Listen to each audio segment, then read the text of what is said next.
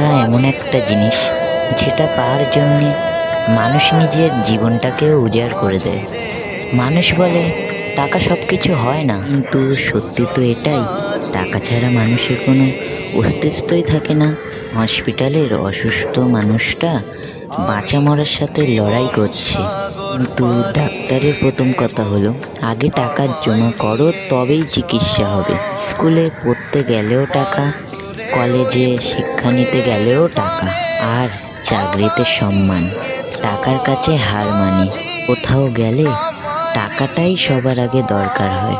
টাকা থাকলে মানুষ মানুষকে মানুষ ভাবে।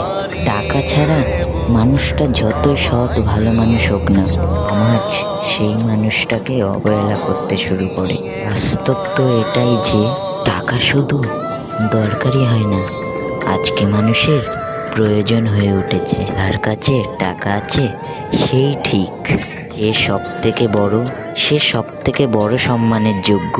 আর যার কাছে টাকা নেই তার সত্যিগুলোকে সহজেই মিথ্যে করে দেওয়া যায়।